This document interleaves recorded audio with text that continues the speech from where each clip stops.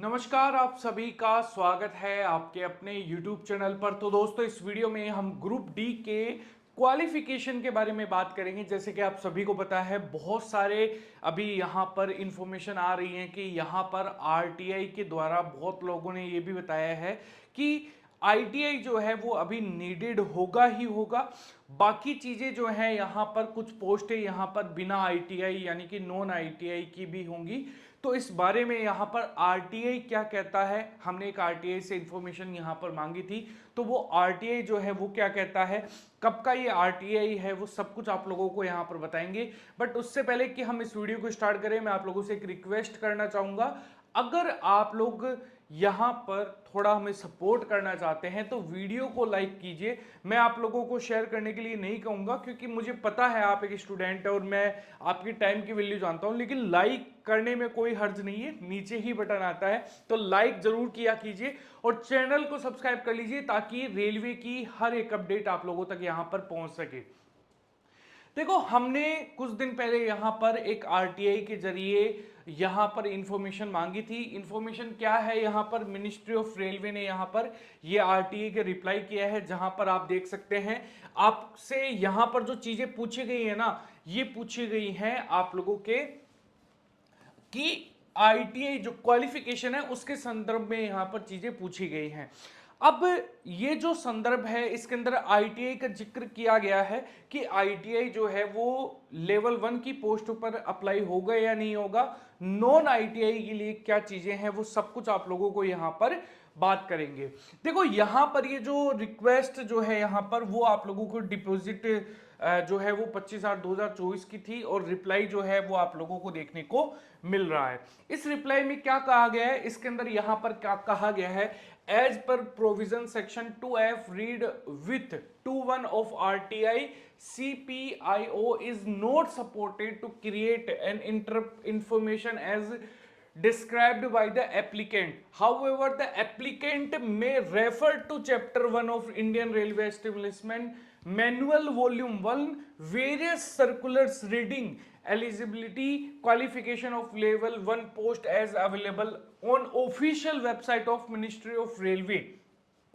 तो यहां पर बोला गया है कि भाई रेलवे का जो एस्टेब्लिशमेंट चैप्टर 1 है वहां पर आप लोगों के लिए ऑफिशियल वेबसाइट के अंदर ये चीज मेंशन की गई है कि लेवल 1 की जो यहां पर क्वालिफिकेशन है वो क्या होगी।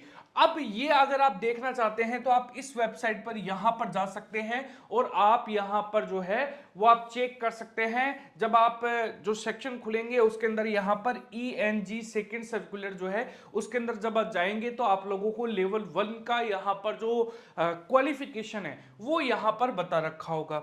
अगर हम इस प्रोसेस को फॉलो करें तो यहां पर उसके बाद में ये जो है ये एक सर्कुलर जारी होता है, आप लोगों के पीडीएफ देखने को मिलेगी। इसके अंदर यहां पर क्या कहा गया है क्वालिफिकेशन के बारे में, देखो यहां पर education qualification direct recruitment of staff in level 1 of the pay matrix in civil engineering, mechanical, electrical and signal and telecom department and in the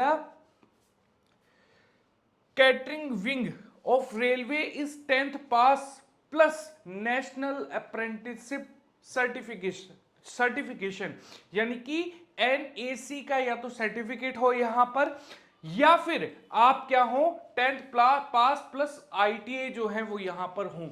इसका मतलब ये हो गया कि भाई आप लोगों को ITI जो है वो यहां पर करना जरूरी है। ये चीज आप यहां पर मानकर चलिए कि आप लोगों के RTI जो है जो ITI जो है वो यहां पर नीडेड होगी ही होगी।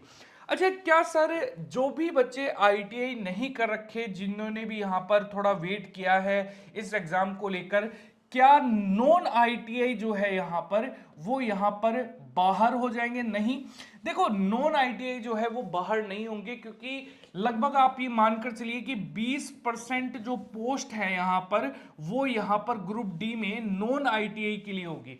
अच्छा, पिछली बार 2018 की जब हम वैकेंसी की 2018-19 की वैकेंसी की बात करते हैं तो पहले वहां पर भी ITI जो है वो यहां पर अप्लाई था, लेकिन वहां पर चेंजेस जब बच्चों के प्रोटेस्ट हुए तो यहां पर क्या किया गया, सभी पोस्ट के लिए नॉन ITI जो है यहां पर वो अप्लाई मांगा गया है।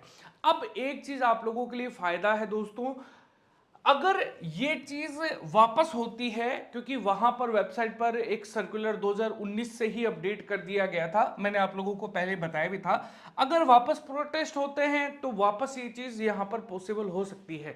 लेकिन अभी इसके पॉसिबल होने के जो चांसेस है वो मुझे लगता है 0.01% भी नहीं है, क्योंकि रेलवे मुझे लगता है इस बार यहां पर नहीं मानेगा।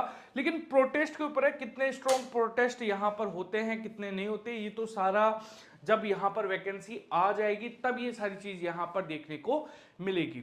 तो दोस्तों ये था आप लोगों के लिए जो हमारा आरटीआई का जो इन्फॉर्मेशन है आपकी क्वालिफिकेशन को लेकर, वो सब कुछ आप लोगों को हमने यहाँ पर जानकारी दे दी है। अगर आप रेलवे के हर एक अपडेट के साथ जुड़ना चाहते हैं तो आप हमारे चैनल को सब्सक्राइब कर सकते हैं, बेल आइकन को दबा सकते हैं और वीडियो को दोस्तों लाइक कर सकते हैं।